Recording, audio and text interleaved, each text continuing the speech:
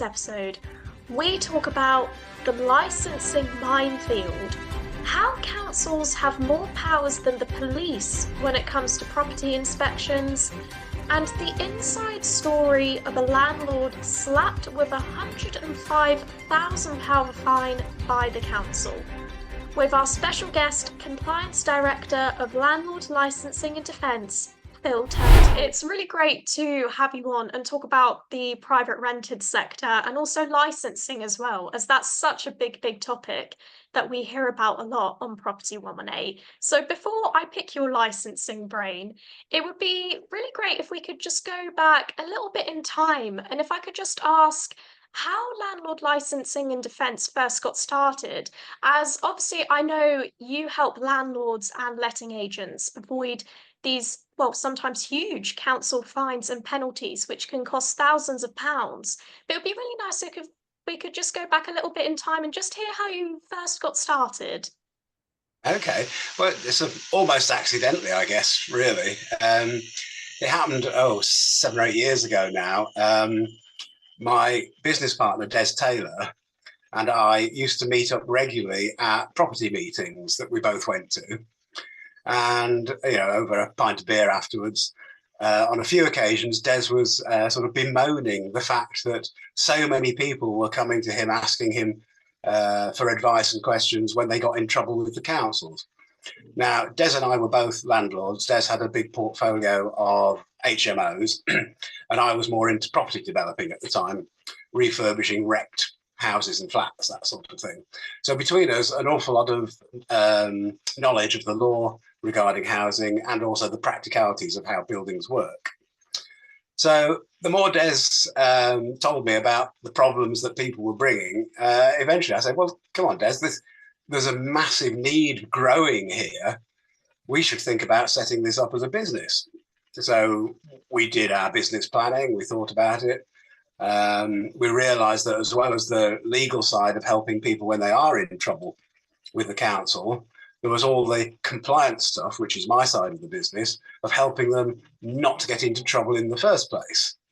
And you see our name is Landlord Licensing and Defence. Our strapline, which isn't on this slide, is defence through compliance. So the first line of defence is actually to get your properties to comply with all the laws and regulations that there are, so that you're not going to get in trouble with the council. It's like making sure you don't have bald tyres on your car. Same sort of idea, and the exhaust pipe's not falling off, and the door handles are connected, and the door's not going to fly open. All those sort of things, but pick that idea up and apply it to your properties, and then if you can do all those things, and the Herculean job is to actually understand all of the things that you're required to do. So that's how we came about, and we've been going, 7 or 8 years now, I guess. We're into the thousands of landlords helped. We deal with rent repayment orders, we deal with licensing problems, we deal with civil penalties when landlords get in trouble with the council, defending against those, sometimes going up to tribunal cases when councils are being really difficult or silly. But we'll come on to that, I'm sure, in the later in the interview, with some of the silly things that councils are doing to landlords. Exactly. And that's great to hear as well, how it first got started, as you were saying, sort of by accident, but then how it's just grown and grown since then. That's really great to hear. In some ways, sadly, it continues to grow because the need just gets bigger and bigger. Exactly. As you say, the need just gets bigger and bigger. And as you were touching on there, sort of about all the rules and regulations landlords have to follow. And I know you've previously said that Landlord Licensing and Defence protects landlords from themselves. And I know it sounds kind of harsh. I know you don't mean it in a too harsh way. But obviously, because there's so many rules and regulations landlords have to follow, it can just be really hard to keep up to date with all the legislation. So Yeah. firstly, is there actually a figure on how many rules and regulations landlords have to follow? Do we actually have a ballpark figure for this? We do, and it's something like, and I did try and actually list these all out once. I got most of the way, but in the industry, it's there's about 160 pieces of actual legislation that apply to landlords and Oh, over 400 regulations. wow, really? And that must cover a lot of rules and regulations. So it covers sort of licensing, I imagine, and other things. It's all sorts of areas. I've got a little list here. So the main ones are the Housing Act 2004, the Landlord and Tenant Act 1985, the Housing Health and Safety Rating System, which is how councils inspect properties for problems. That's actually in the Housing Act. The HMO management regulations, if you've got an HMO. The Regulatory Reform Fire Safety Order 2005, all the fire regulations. The Building Safety Act from 2022, that's impacted on flats and HMOs. And then there's all sorts of British standards like BS 5839 for fire alarms, BS 5266 for emergency lighting, BS 8214 for fire doors, and on it goes. Yeah, and it, unfortunately, the way that the legislation and regulations in this country work, most of them tell you what you can't do, and therefore what you'll get prosecuted for not doing, but they're not prescriptive. They don't actually tell you what you need to do, and that's what makes it such a minefield. There's all sorts of guidance that will help, and even though they're not retrospective, the building regulations are a very good place. Landlords really ought to understand the building regulations, because if they comply with those or as near as they can, they're a good way to providing decent housing. But then there's all sorts of things like poor EPCs, poor insulation. Do you have double glazing? Is the heating system up to scratch? And I inspect thousands of properties myself every year, as do my team. And I think in 95, 97% of the properties we go to, the fire precautions are not up to standard, which is not safe for the tenants. And it's not good news for the landlords either, because if the council come to inspect, then you're looking at a 25 to 30,000 fine for poor fire prevention. And that's if a fire doesn't happen. If a fire does happen, then we're increasingly seeing landlords prosecuted in court and given custodial jail sentences. Yeah. Oh, really? Jail?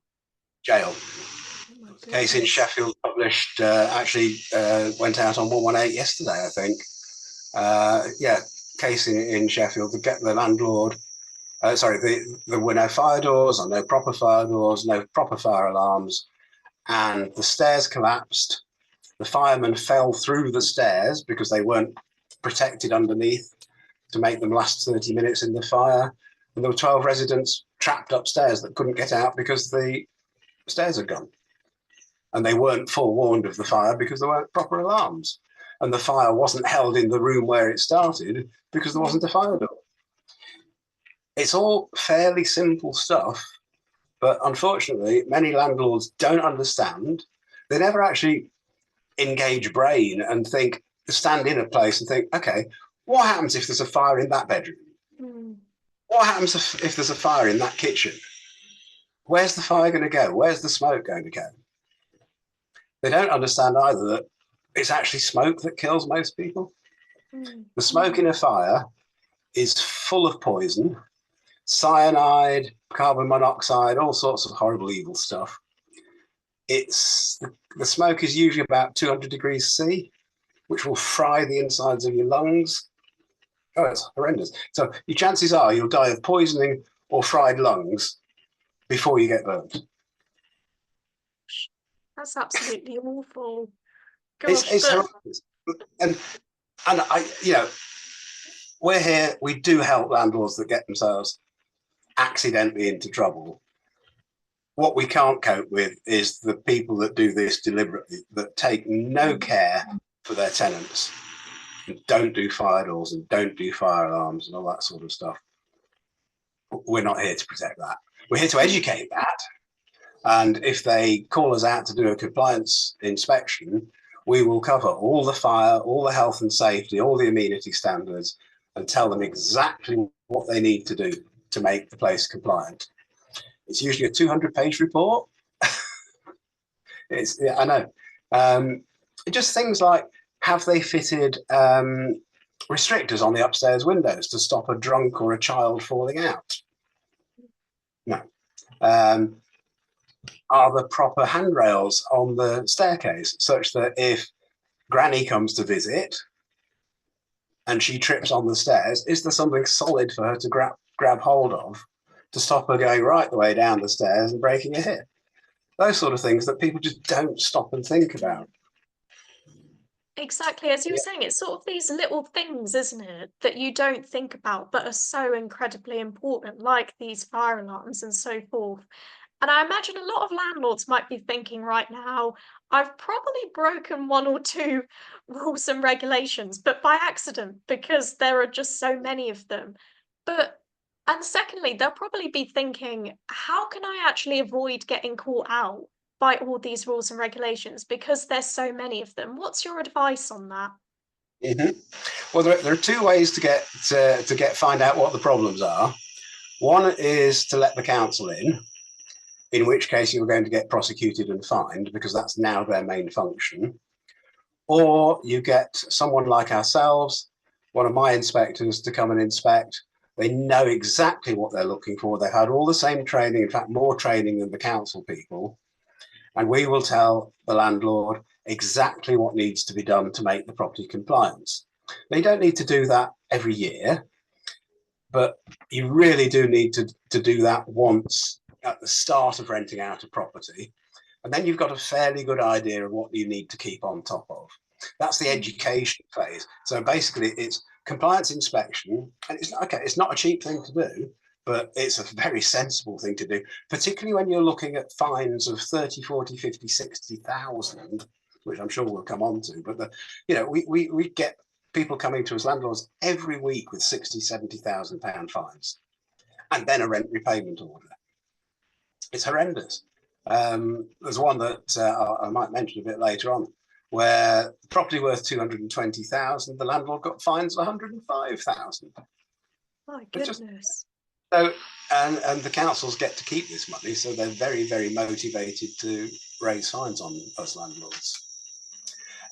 So absolutely get a private firm in to come and do an inspection, compliance inspection and report that is private, confidential, only for you, the landlord. And you'll get guidance and advice on how to do the things as well as what needs doing. Get those things done. Usually we go back in, do a re-inspection afterwards, and then we can sign it off and give the landlord, if you like, a certificate that all is good. And at that stage, a formal legal fire risk assessment. Now, we find with fire risk assessments that councils are now using those as evidence in their prosecution. So if you've got a fire risk assessment that says A, B, C, D are wrong, that you've got faulty fire doors or a faulty fire alarm, it used to be, the way that the fire risk assessments were set up, you get this list of things that needed doing, you do them, you sign that you'd done them, and then you've got a perfectly legal situation. Nobody was prosecuted because you'd done what you were told to do. Councils don't see it that way. They go, ha ha, evidence, got you. So what we now do at Landlords Defence is we do the compliance inspection, we do the fire risk assessment, but not as a legal document. It's in part of the schedule of works. Provided they do all those things, we go back in and the fire risk assessor inspects at that stage so that a nice, clean fire risk assessment can be done after the works so that the landlord isn't going to get prosecuted based on that. So everything we do is about helping the landlord not to get prosecuted. And then obviously the other side of the business, the legal side, Des and his team help them to get out of the doo-doo if they do get themselves into it. Okay. Very helpful. That's really helpful. Thank you, Phil. Some very, very helpful top tips there. And it's great to hear how landlord licensing and Defence can help with that. And if we can just move on now to another big topic that we also hear a lot about on Property 118, it's about councils doing property inspections. Now, we all know that tenants have the right to quiet enjoyment, but what a lot of people might not know is that the council can still inspect the property even if a tenant and landlord refuses. Now, it seems to me that councils just have so much power when it comes to inspecting properties. So, well, my first question is just how much power do councils actually have when it comes to inspecting properties? Okay. Well, you're right that the tenants have the right to quiet enjoyment from the landlord, not from the council. So the council actually has more powers than the police to enter your home. And they can do that. They can actually do that at any time they want. Normally, they will give 24 hours or maybe a little bit more notice using a thing called a Section 239 notice. That's Section 239 of the Housing Act, which is where they get their powers to enter. But in Section 239, it actually says the local housing authority may enter the premises in question at any reasonable time for the purposes of carrying out a survey or examination of the premises in regards to health and safety or any of parts 1 to 4 of the Housing Act, which is basically most of it. So basically, if they want to, they can come in now. If you refuse, it's a criminal act to refuse, and they will simply go away and come back with a warrant. So normally they'll give 24 hours notice to the tenants. They won't tell the landlord. Quite often, if it's what they consider a part 2, which is an HMO contravention, usually an unlicensed HMO, they'll do a dawn raid at 5 o'clock in the morning with 8 or so officers, very often dressed to look like police. And they'll basically just threaten their way in. We hear so many stories of them telling foreign nationals that if they don't let them in, they'll get them deported. I say they do a drug style raid at 5 o'clock in the morning to try and catch people in bed and count the people in beds and then claim that they're all living there. I don't know why, but councils seem to think that an unlicensed HMO is second only to murder. Seriously, it's absolutely incredible. God, yeah, and as you were saying there, they literally have more powers than the police when it comes to inspecting properties. Yeah, the police have to get a warrant to get inside. The council Uh-huh. doesn't. No.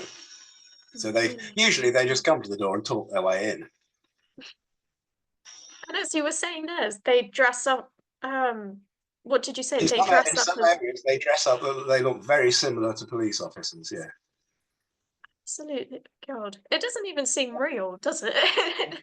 Well, When no, you I see mean, like, we're a bit sort of jaundiced to it all now because we hear about mm, it so often. But yeah, absolutely, people, landlords in general, just do not understand that this is going on.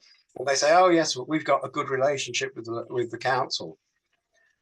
mm, Those same council people will invite you in for a meeting, which then turns out to be an interview under caution because they can do under caution recorded interviews, the same as the police. And you'll go in for this meeting they've invited you to, and all of a sudden, instead of "Hello, Joe," it's "Hello, Mr. So-and-so." And no, I'm Mrs. So-and-so. I'm not Jenny anymore. And they'll take you into a small room with all the recording apparatus. And they have to say, you do not have to say anything in evidence. But of course, once you're there, you say, "Well, what's going on? I haven't done anything wrong. I'm going to talk." And the purpose of it's called a PACE interview. The purpose of that is really, same with the police, to extract evidence that they haven't got. So if you ever get invited to a chat at the council, it's going to be a PACE interview under caution.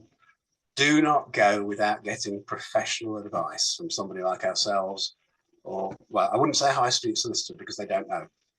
You need a property specialist solicitor, or even better, people like ourselves that do this all day long and do nothing else. Scary. Very, very scary indeed. And as we were saying, licensing can be a minefield with all the rules and regulations. And I mean, you were touching on there about some of the horror stories that you've heard. Are there, I mean, what's the worst one that you've probably had when you've been dealing with councils? I know you were mentioning a few there, but could you name the worst one that you've Yeah, come sure. across? So I think I mentioned that as far as councils are concerned, the most heinous crime of all is not licensing an HMO. And just for viewers, an HMO is not just 5 people or more.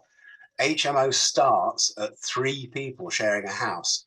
If they're not all related by blood or sexual union, so if you've got 3 people and one of them, just one of them isn't related to the other 2, that is already an HMO. Yeah. Now that doesn't always require licensing. That depends on your local council. Every HMO that has 5 or more people requires mandatory licensing. The 3s and 4 people ones, that's if your council's got a scheme called additional licensing in place. And you have to ferret about on their website to find out, because it's not, they don't make it easy. So the worst case, I'm going to take us up to Northampton a couple of years ago. There was a terrace house, which was a 5 or 6 person HMO. And it was a bit of a heap. It wasn't good. The tenants weren't happy. And the council took their time. They left the tenants there in mortal danger for 5 years. So when I went to inspect this place, when the landlord finally got fined by the council for not licensing it, and for a whole range of items under the HMO management regulations, and this was the chap that got £105,000 worth of fines. So I went up to cases like this where it's really bad. I always go and do the inspection personally. Now, within minutes of getting in there, I would have had everybody out, condemned the place completely, because most of the fire alarms had been taken off the ceiling. None of the fire doors fitted properly. They got the gaps around a fire door are supposed to be between 2 and 4 millimeters. These were about an inch. That's 25 millimeters in places. One, somebody had put his foot right through it, just broken the door in a great chunk off the door. Right mess. And all these people, if a fire had happened, somebody was going to die.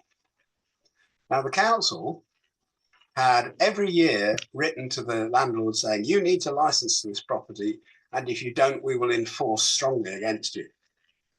Well, after 5 years of them doing this and doing nothing, just sending them a letter once a year, the landlord thought, well, this is a joke, there's no need to do anything. Finally, however, the council got all their evidence that they needed to issue these £105,000 of fines. But they still didn't do anything to protect the tenants. They just left them there. And when they issue these fines under the HMO management regulations, there's actually no requirement on the landlord to fix stuff. Just the threat that if he doesn't fix it, they'll come back again and have some more money, thank you. So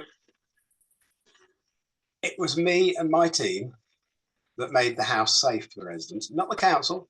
They did nothing at all. We went in, we did, as I said, the schedule of works. The guy himself was getting a bit on the old side. His daughter, very clever lady, she came in and managed all the renovations that needed to be done. And within 4 weeks, we'd got new fire doors on every door. We'd got a completely new alarm system. We'd done lots of other improvements. We got rid of all the damp and mold. Council that had 5 years, and all they were interested in was, how can we get a case for £105,000? And to hell with the tenants. We ended up with a completely new HMO, effectively, the daughter as the manager. The tenants all wanted to stay. The tenants that had been complaining about the landlord, now that the daughter was in, now that the work had been done, beautiful HMO, all only too happy to stay.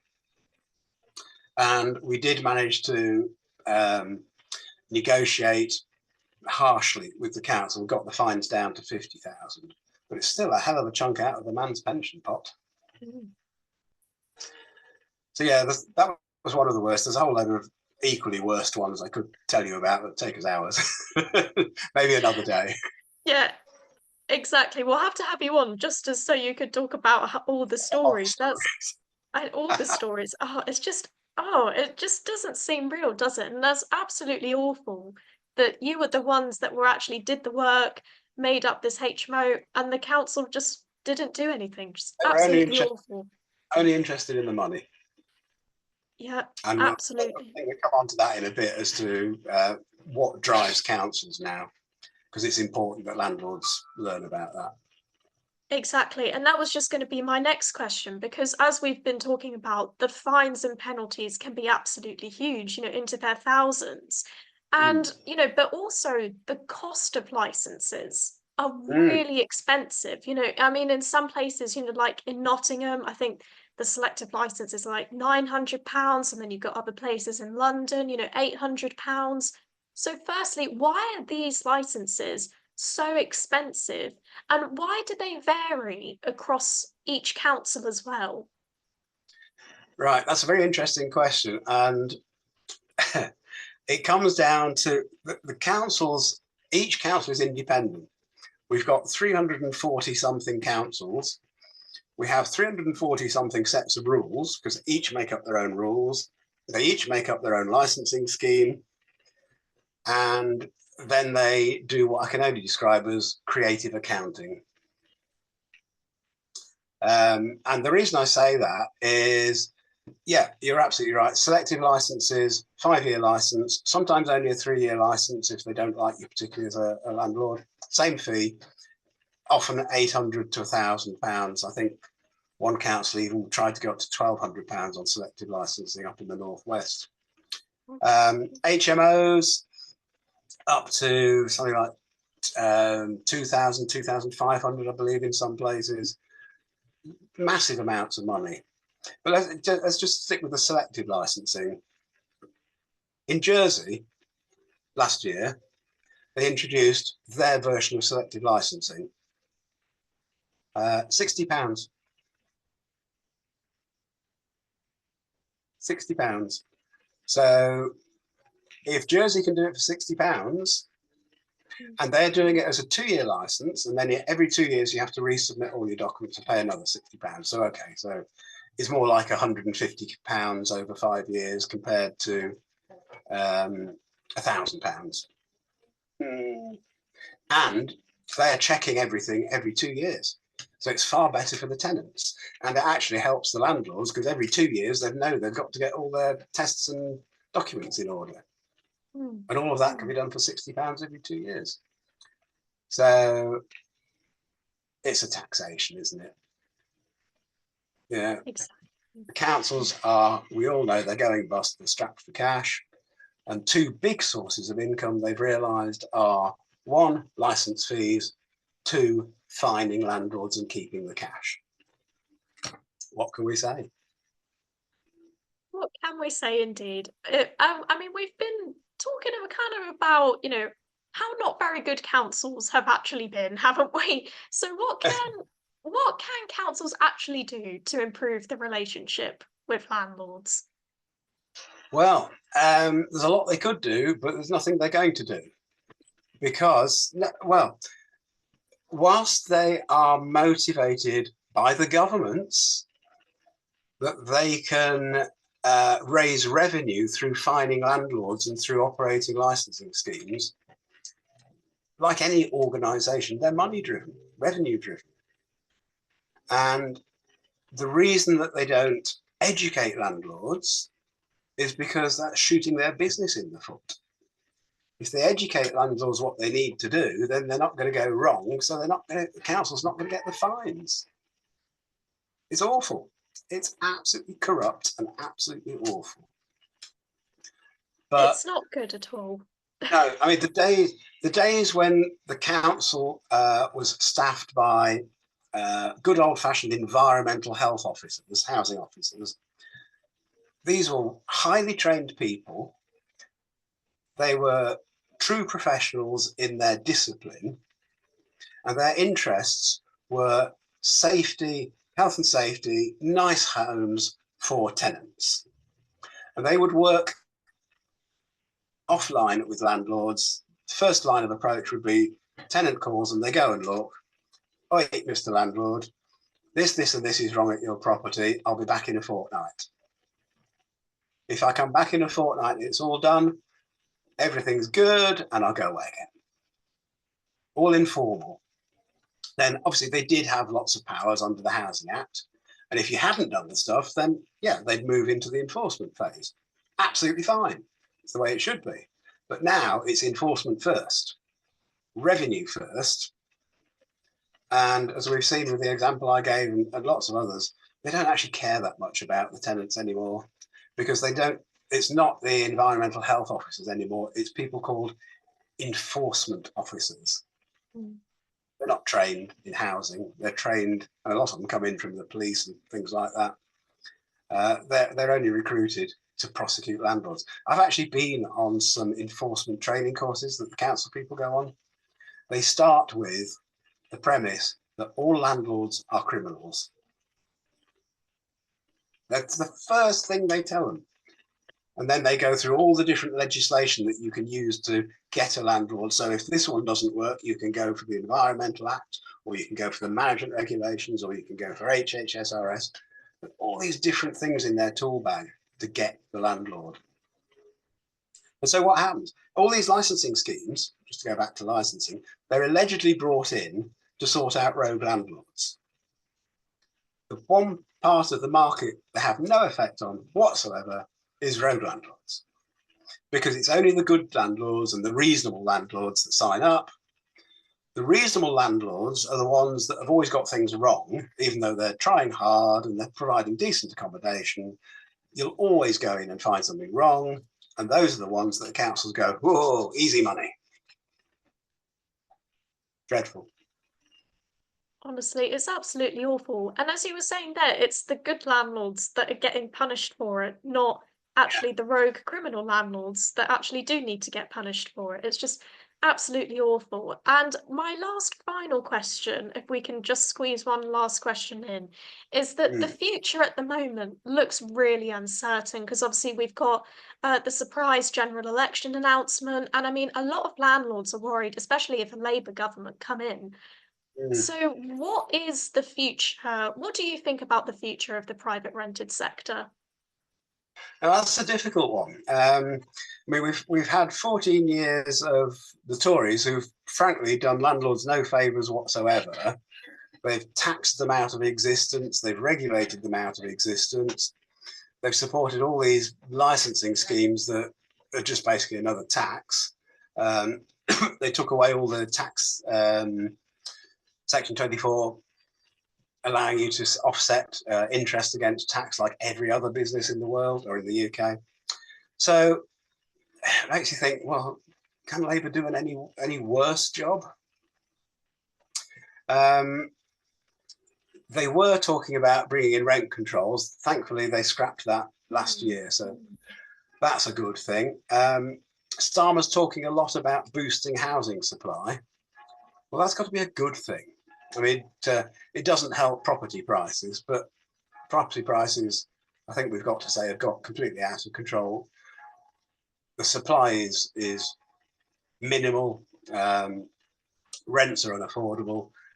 It's got to be sorted out, and the only way is to build more houses. Now, Labour are talking about building some new towns, you know, like the Milton Keyneses of when was that? It was the 70s, I guess.